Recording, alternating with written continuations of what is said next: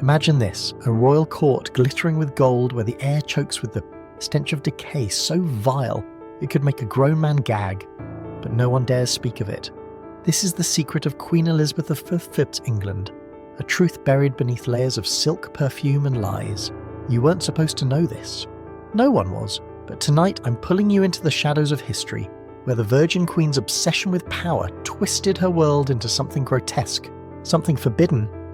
Her hygiene wasn't just strange, it was a weapon, a mask, a carefully crafted spell to control minds and bend reality.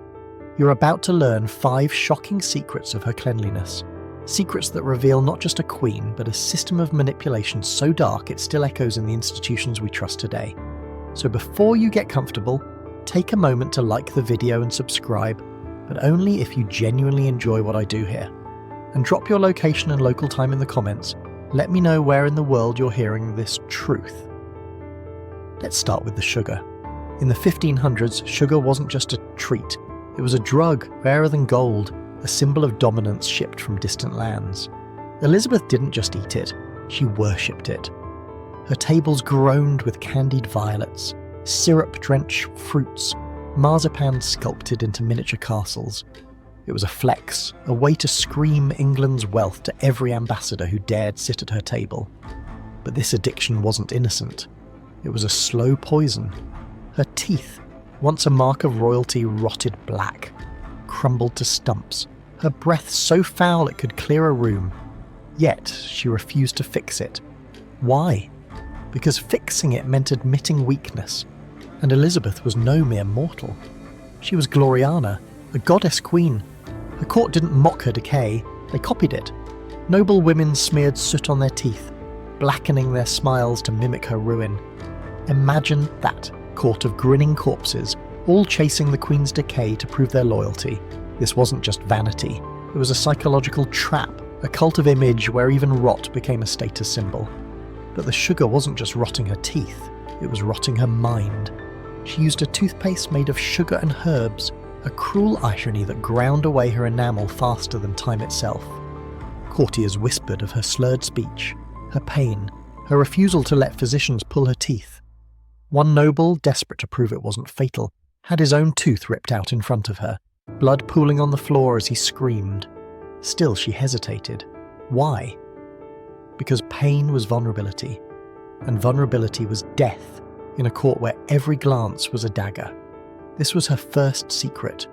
Control through illusion. Her blackened teeth weren't a flaw, they were a signal. Follow me, mimic me, worship my decay, and you'll belong. It was a system of psychological domination where loyalty meant surrendering your own body to her image. This wasn't just about sugar or teeth, it was about power. Elizabeth's hygiene was a performance, a ritual to keep her court in thrall. Every candied fruit, every blackened smile was a reminder, I am not like you. I am above you. Her obsession with sugar wasn't a quirk, it was a calculated move to project invincibility, even as her body betrayed her. And this was just the beginning. The deeper we go, the darker it gets. Her court wasn't a palace, it was a stage, and every move she made was designed to keep you watching, believing, obeying. But the truth? The truth was rotting beneath the surface, and she knew it. The second layer of this forbidden history lies in her fear of water. In the 1500s, water wasn't life, it was death. They called it miasma, an invisible poison carried by damp air, blamed for plagues that could wipe out cities. Elizabeth didn't bathe to stay clean, she avoided it to stay divine. Bathing was weakness, an admission that her body was human, subject to filth like any peasant's. Instead, she changed her linen shifts multiple times a day, believing the fabric sucked the dirt from her cell. No soap, no scrubbing, just the illusion of purity. Her maids dabbed her with rose water, vinegar, herbal concoctions, rituals to maintain the myth of her untouchable perfection. A bath? That was a production, a wooden tub hauled by servants, buckets of water heated over fires, a ceremony too human for a queen who claimed to be eternal. This wasn't laziness, it was strategy. Every drop of perfume, every fresh shift, was a brick in the wall between her and the truth. She couldn't afford to be seen as mortal, not in a court where her mother, Anne Boleyn, was beheaded for less. To bathe was to strip away the mask, to risk the world seeing her as she was, aging, fragile human. So she built a new kind of cleanliness, one that didn't need water, only illusion.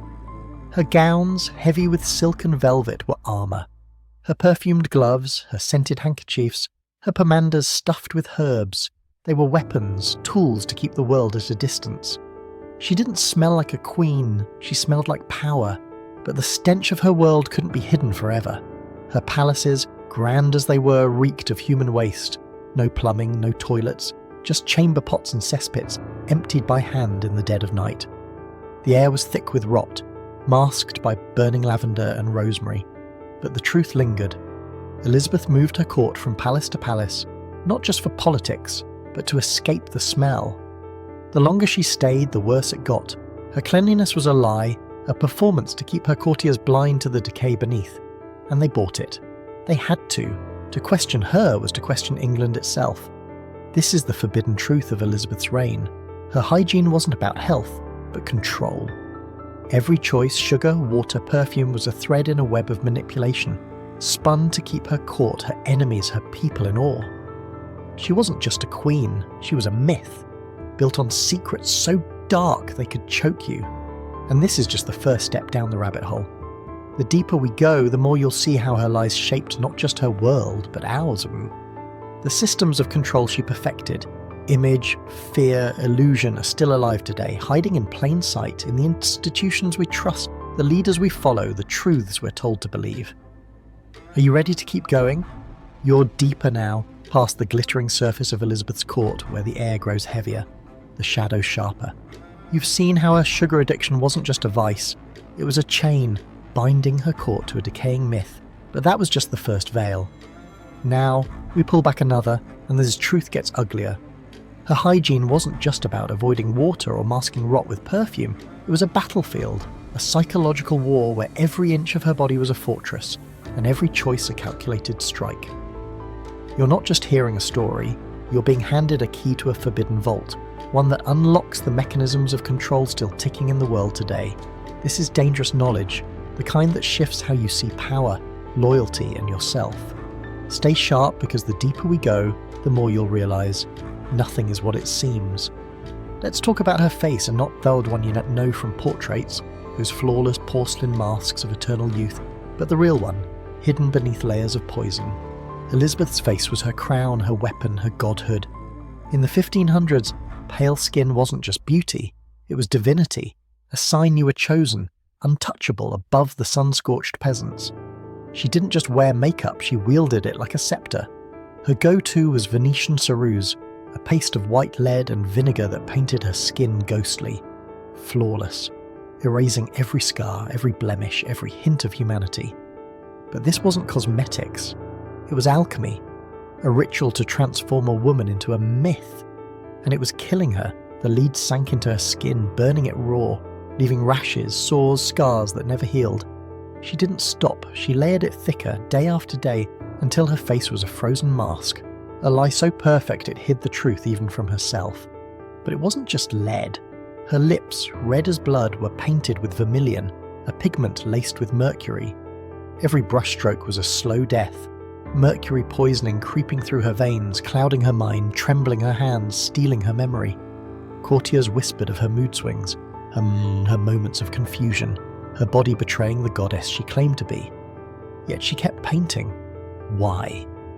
Because her face wasn't hers. It was England's. It was power. A queen who aged, who scarred, who faltered, was no queen at all. She banned mirrors from her chambers, refused natural light, surrounded herself with candles and shadows to keep the illusion alive. Painters weren't allowed to show her as she was. They used templates, frozen images of a younger Elizabeth, to craft portraits that lied about time itself. Her face was a state secret, guarded as fiercely as her throne. This wasn't vanity, it was domination. Her makeup was a signal, a command to her court. Worship the mask, not the woman. And they did. Women caked their faces with the same poison, scarring their own skin to mirror her perfection. Men bowed to a face they could barely see, knowing one wrong glance could mean disgrace. This was psychological warfare, a system where loyalty meant mimicking her destruction, Sound familiar? Look around today. How many chase impossible standards, ruining themselves to fit an image crafted by those above. Elizabeth didn't invent this game, but she played it like a master. Her face was a lie, but it was a lie that ruled. Now, let's go deeper. Her body itself was a fortress, and bathing was betrayal. You've heard the quote, maybe apocryphal, but too perfect to ignore, "I bathe once a month, whether I need it or not." True or not, it captures the truth of her world. Water was the enemy not just for fear of miasma, but because it stripped her bare. To bathe was to admit she was flesh, not divine. Instead, she turned cleanliness into theatre.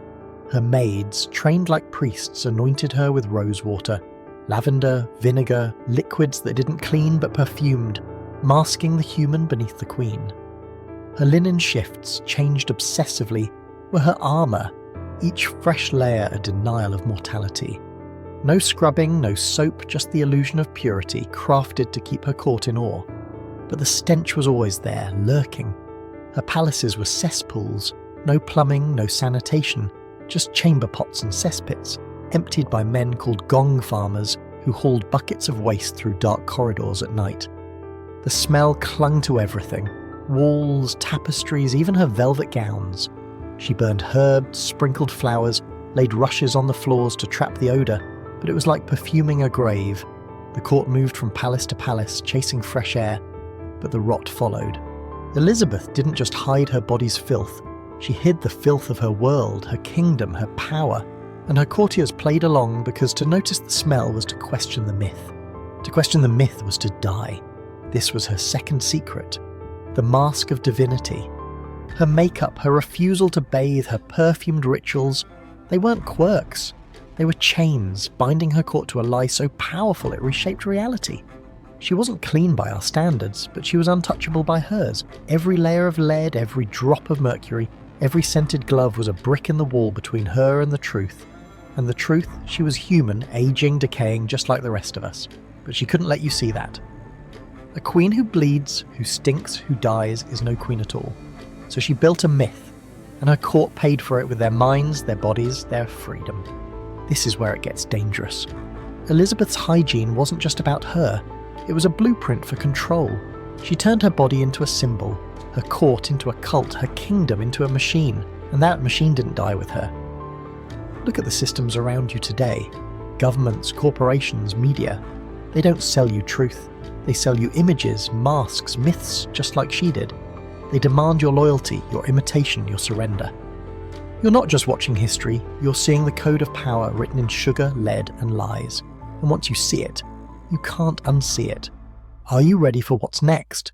Because the deeper we go, the closer we get to the heart of her darkness, and the darkness we're still living in.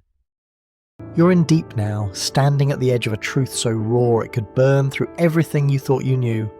Elizabeth of this hygiene wasn't just a personal obsession, it was a system, a machine of control that turned her body into a myth and her court into a prison.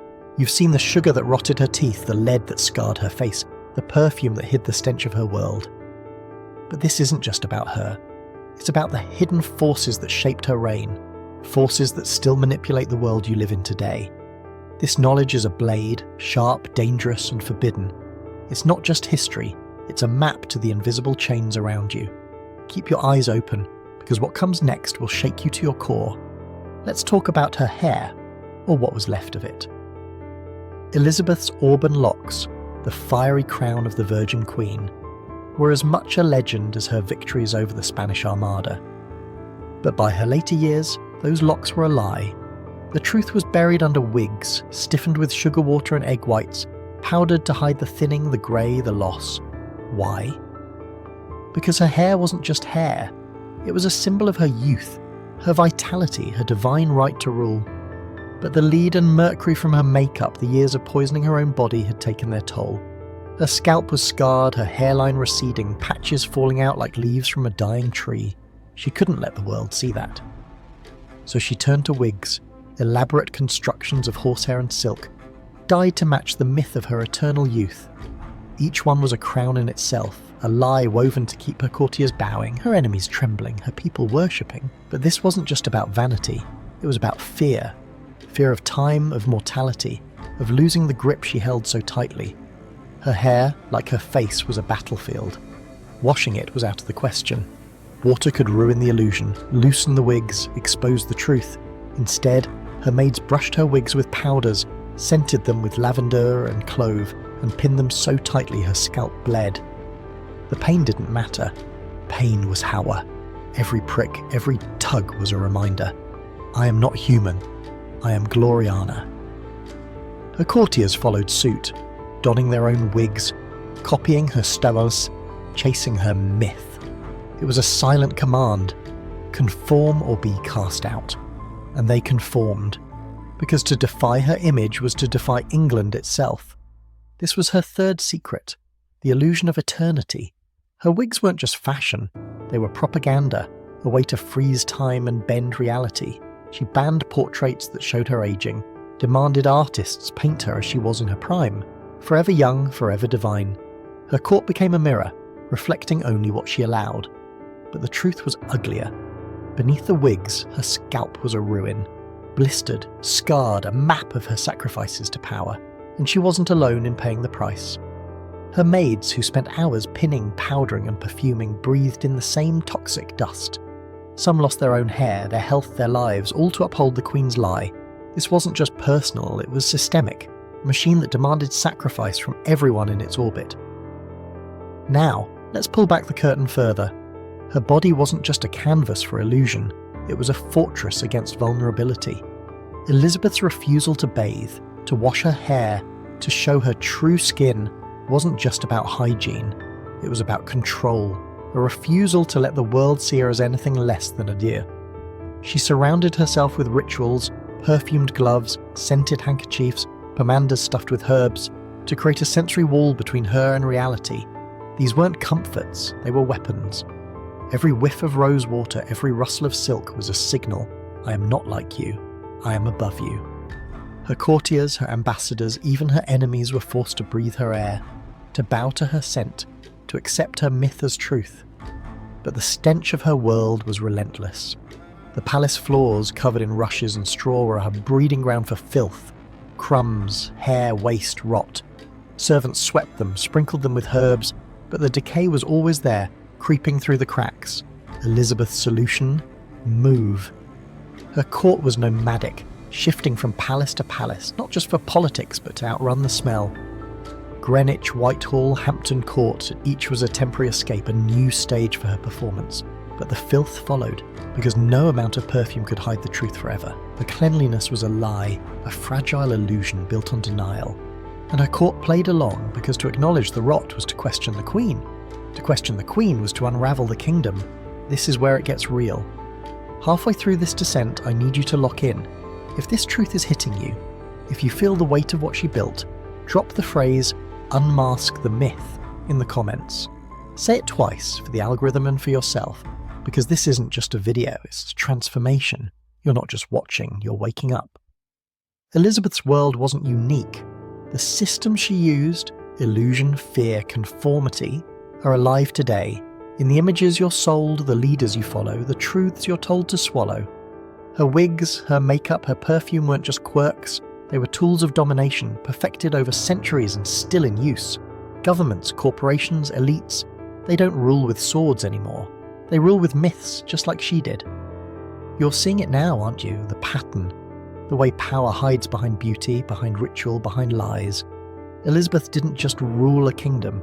She ruled minds, bending them to her will with every blackened tooth, every poisoned cheek, every perfumed glove. And the scariest part? She wasn't alone. The forces that shaped her court, that turned her body into a weapon, didn't die with her.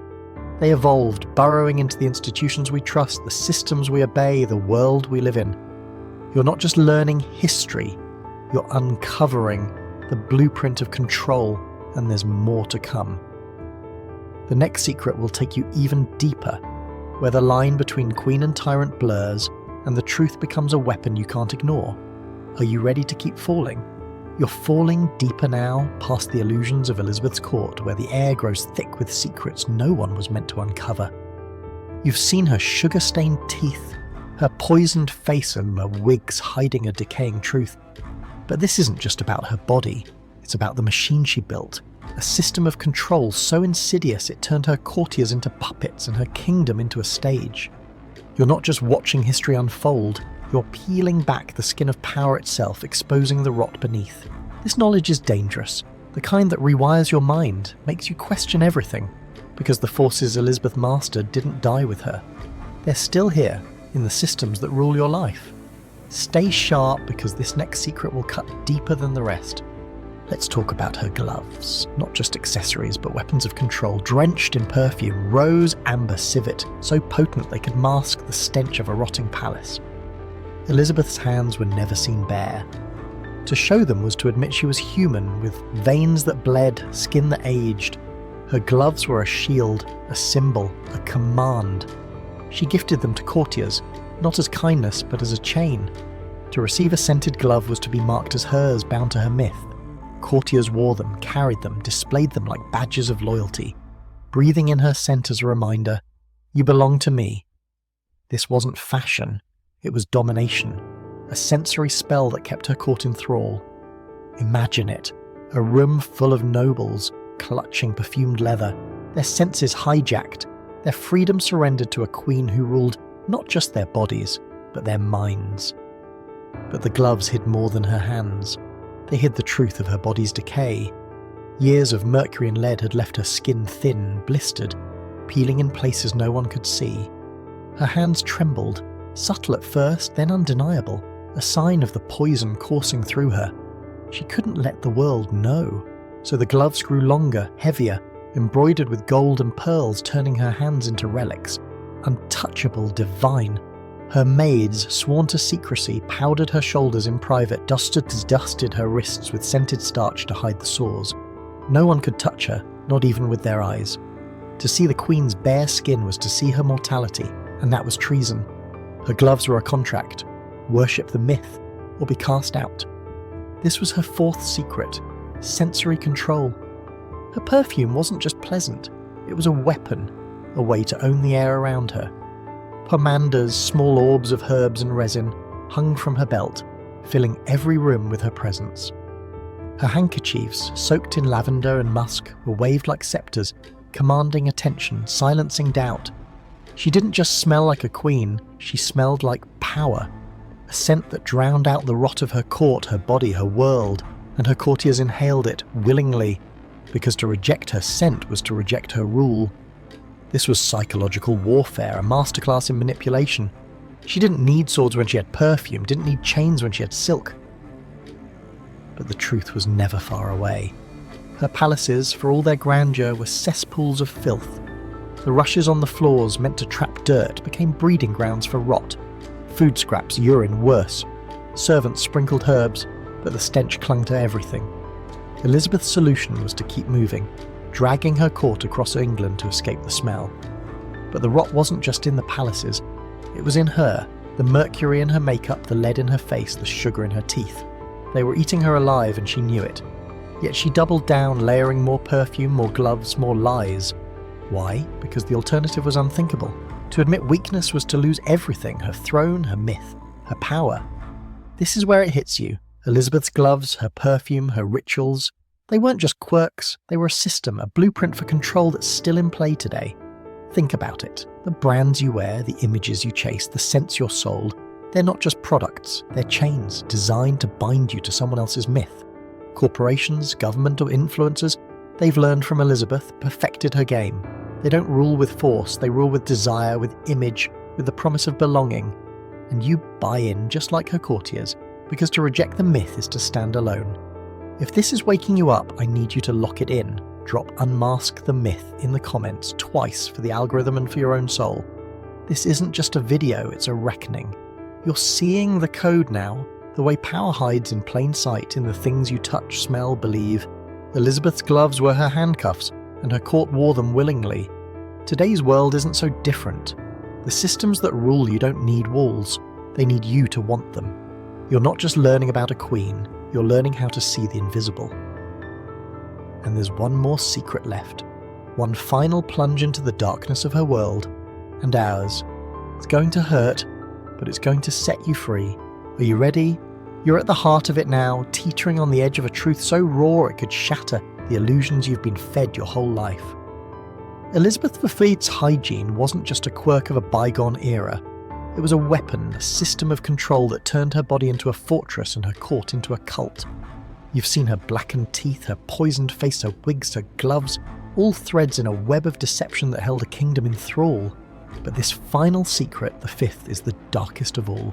It's not just about her body, it's about the machine she built to hide the ultimate truth, her humanity. This is forbidden knowledge, the kind that changes a man forever, because once you see it, you'll see it everywhere. In the systems that rule you, the lies you're told, the myths you're made to worship. Brace yourself, because this is where the mask falls away. Let's talk about her waist. Yes, waist, the one thing no one dared speak of, yet it was the unspoken pulse of her court. Elizabeth's palaces were cathedrals of gold and velvet, but beneath the grandeur, they were sewers. No plumbing, no toilets, just chamber pots and cesspits, filled with the filth of a queen who claimed to be divine. Her private toilet, a close stool, was a throne in name only. A wooden chair with a velvet cushion, hiding a ceramic pot underneath.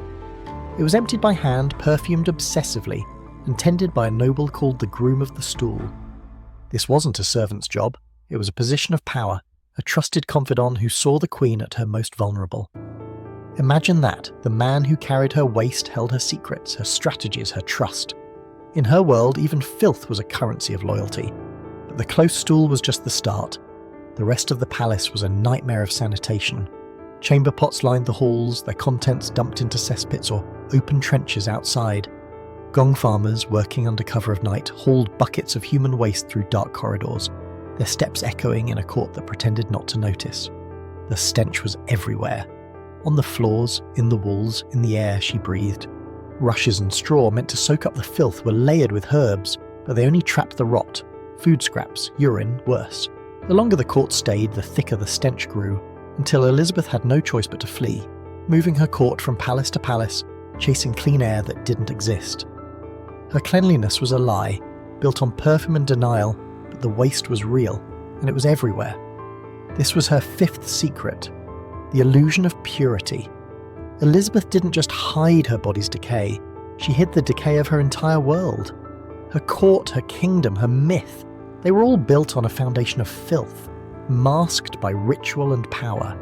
Her perfumed gloves, her rose water, her pomanders weren't just for her, they were for everyone, a sensory spell to drown out the truth.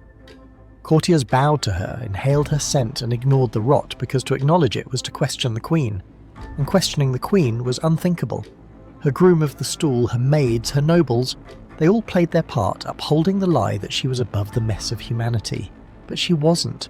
She was flesh, blood and waste just like them. This is where it gets heavy. Elizabeth's hygiene wasn't about staying clean, it was about staying untouchable. Every skipped bath, every perfumed glove, every move to a new palace was a brick in the wall between her and the truth.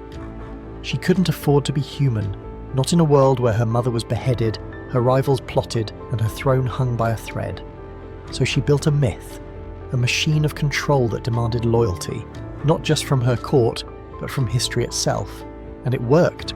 We still call her Gloriana, the Virgin Queen, the icon of England's golden age. But the truth? She was a woman, trapped in a cage of her own making, poisoning herself to keep the world at bay. Now look around you. The systems Elizabeth perfected didn't die with her. They evolved. Today's elites, governments, corporations, influencers don't rule with swords or crowns. They rule with images, with brands, with myths that make you want to obey. They sell you cleanliness, perfection, power, but it's all a mask, hiding the rot beneath. The media you consume, the leaders you follow, the products you buy, they're all part of the same game, designed to keep you loyal, to keep you blind. Elizabeth's waste wasn't just in her palaces. It was in the lies she told, the lies her court believed, the lies we're still told today. If this truth is hitting you, lock it in, drop Unmask the Myth in the comments, twice. For the algorithm and for your soul. This isn't just a video, it's a wake-up call. You're not just learning about a queen, you're seeing the blueprint of control, written in filth and perfume, still running the world. So before you go deeper, take a moment to like the video and subscribe, but only if you genuinely feel this truth. and drop your location and local time in the comments. Let me know where you're standing when this hits you. The final secrets are coming, and they'll pull you even further down the rabbit hole, where the line between queen and tyrant vanishes and his truth becomes a weapon you can't unlearn. Are you ready to see it through? You're standing in the ashes of Elizabeth's myth now, surrounded by the truth she buried beneath layers of perfume and power. Her blackened teeth, her poisoned face, her wigs, her gloves, her hidden waist, they weren't just quirks of a queen. They were the gears of a machine, a system of control that turned her body into a god and her court into a cage. You've seen how she ruled not just England, but the minds of those around her, bending them with illusion so potent they still shape the world you live in. This isn't just history, it's a revelation, a key to the hidden forces that pull the strings today. You're not just watching, you're waking up to the lies that bind you. This next layer will drag you deeper, into the heart of her darkest art, the manipulation of perception itself. Hold tight, because this truth will change how you see everything. Let's talk about her voice. Not the words she spoke, but the way she wielded it. Elizabeth's speech was her scepter, her weapon, her spell. By the 1590s, her rotting teeth and poisoned body had slurred her words, made her breath a foul cloud that repelled even her closest courtiers. Yet she turned this weakness into power. She spoke less, moved slower, let silence amplify her presence. When she did speak, it was deliberate, each word a command that demanded obedience. Her voice wasn't just sound, it was theatre, a performance of divinity that masked the decay beneath.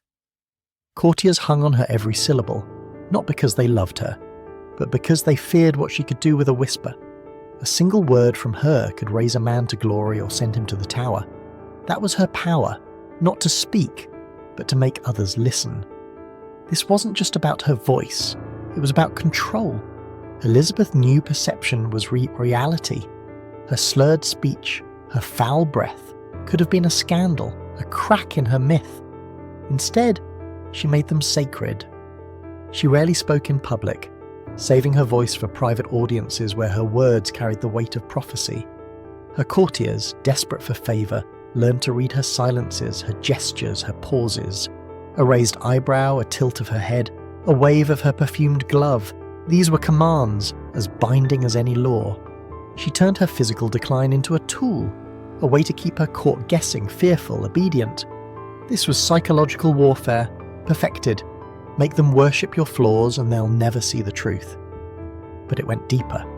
Her voice wasn't just hers, it was England's. She crafted speeches that echoed like scripture, like the Tilbury speech, where she declared, "I have the heart and stomach of a king." Those words weren't just rhetoric, they were a spell, binding her people to the myth of Gloriana. She didn't need to be clean, young or healthy, she needed to be believed. Her court, her ambassadors, her subjects, they all bought into the myth, because to doubt her was to doubt the nation itself. She made her voice a mirror, reflecting whatever her audience needed to see. A warrior, a mother, a goddess, and they saw it, because she gave them no choice. This was her sixth secret, the alchemy of perception. Elizabeth didn't just rule with laws or armies, she ruled with belief.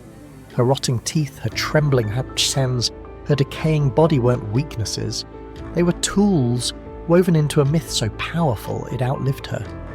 She banned mirrors, controlled her portraits, silenced whispers of her decline, because she knew the truth was her enemy. Her court was a stage, and she was the director, the star, the god. Every silence, every word, every gesture was scripted to keep her audience enthralled. And it worked. Her courtiers, her people, even history itself, bowed to the myth, ignoring the woman beneath. Now, let's connect the dots. Elizabeth's hygiene, her sugar, her makeup, her wigs, her gloves, her waist, wasn't about cleanliness. It was about power, a system of control that turned her flaws into strengths and her court into slaves. But this system wasn't hers alone. It was built on the bones of older powers, kings, popes, empires, who learned that belief is stronger than truth, and it didn't end with her. Look at the world today. Politicians, CEOs, influencers, they don't sell you facts. They sell you stories, images, myths that make you want to follow. They've taken Elizabeth's playbook and scaled it using media, algorithms, branding to keep you hooked. You're not just a citizen, you're a courtier, bowing to a new Gloriana, inhaling their perfume, ignoring the rot. If this is hitting you, lock it in, drop "unmask the myth" in the comments. Twice, for the algorithm and for your soul. This isn't just a video, it's a rebellion against the lies you've been fed. You're seeing the code now, the way power hides in plain sight. In the words you hear, the images you chase, the myths you're sold. So before you go deeper, take a moment to like the video and subscribe, but only if you feel this truth burning in you. And drop your location and local time in the comments. Let me know where you're standing when this hits. The next layer is coming, and it is going to strip away the last of her illusions, revealing the machine that still runs the world. You're not just learning, you're arming yourself with knowledge they never wanted you to have. Are you ready to keep going? You're in the abyss now, where the light of Elizabeth's myth fades and the raw, ugly truth stares back. You've seen her sugar-rotted teeth, her lead-scarred face, her wigs, her gloves, her hidden waist, her weaponized voice, all pieces of a machine that turned a woman into a god and a court into a cult. This isn't just a story about a queen, it's a map to the systems of control that still bind you, disguised as progress, as freedom, as truth. You're holding forbidden knowledge, the kind that makes you dangerous to those who profit from your ignorance. This next layer isn't just history, it's a mirror, reflecting the lies you've been fed and the chains you didn't know you wore. Get ready, because this secret will burn away the last illusions, leaving you face to face with the machinery of power. Let's talk about her court, the men and women who weren't just subjects, but prisoners of her myth. Elizabeth didn't just rule their bodies, she owned their souls. Her hygiene, her rituals, her image weren't personal quirks, they were a blueprint for domination, a psychological cage that kept her courtiers loyal, fearful, obedient. Every blackened tooth, every perfumed glove, every slurred word was a test. Will you worship the lie? Her nobles didn't just follow her, they became her. They painted their faces with lead, blackened their teeth with soot, wore wigs to mimic her eternal youth. They inhaled her perfume, carried her gloves, bowed to her silences, because to do otherwise was to risk everything: status, wealth, life. This wasn't loyalty, it was enslavement, a cult of personality built on fear and desire. But it wasn't enough to control their bodies. Elizabeth controlled their minds. Her court was a theatre of paranoia, where every gesture, every word was watched, judged, weaponized. Courtiers competed to outdo each other in devotion, copying her decay, her rituals, her myths. They didn't just serve her, they erased themselves, becoming extensions of her will. A noble who dared to whisper about her rotting teeth or trembling hands could find themselves banished, disgraced, or worse. Elizabeth's spies, her eyes, as she called them, were everywhere, reporting every doubt, every crack in the facade. This was her seventh secret, the cult of conformity. She didn't just rule a kingdom, she ruled belief, turning her court into a machine where dissent was death and imitation was survival. This went beyond her palace walls. Elizabeth's myth was a weapon that reshaped England itself. Her hygiene rituals, her refusal to bathe, her obsession with the image, they weren't just for the court. They were propaganda, a signal to her people that she was more than human. Her portraits, frozen in time, were circulated like holy icons, showing a queen untouched by age or decay. Her speeches, like the one at Tilbury, were crafted to burn into the minds of her subjects, making them see her as a warrior, a mother, a god. She didn't need to be clean, she needed to be believed. And her people believed, because the alternative was chaos. To question her was to question England, to unravel the fragile order that held the nation together. Now, here's the gut punch. This wasn't unique to Elizabeth. Her system of control, image, fear, conformity, was built on the bones of ancient powers, from Roman emperors to medieval popes, and it didn't die with her, it evolved. Today's elites have taken her playbook and weaponized it with technology, media, algorithms. The brands you wear, the leaders you follow, the images you chase, they are all part of the same machine designed to make you conform, to make you worship, to make you forget the rot beneath. Corporations sell you perfection while poisoning the planet. Politicians sell you hope while hiding their deals. Influencers sell you beauty while filtering their flaws. They're all Elizabeths, painting their faces, perfuming their lies, demanding your loyalty. You're seeing it now, aren't you? The pattern. the way power hides behind image, behind ritual, behind belief. Elizabeth's court was a microcosm of today's world, where truth is buried under layers of illusion. Her courtiers were no different from you, chasing status, craving belonging, sacrificing their freedom to fit the myth. But you don't have to. This knowledge is your weapon, a blade to cut through the lies. Drop "unmask the myth" in the comments. Twice. For the algorithm and for your soul. This isn't just a video. It's a call to break free, like the video and subscribe, but only if this truth burns in you. And drop your location and local time in the comments. Let me know where you're standing when you see the cage for what it is. The final secret is coming, and it's the key to everything. It's not just about Elizabeth, it's about you, about the systems that shape your life, the myths you've been taught to believe. You're not just learning history, you're learning how to fight back. The truth is a dangerous thing, but it's yours now. Are you ready to wield it?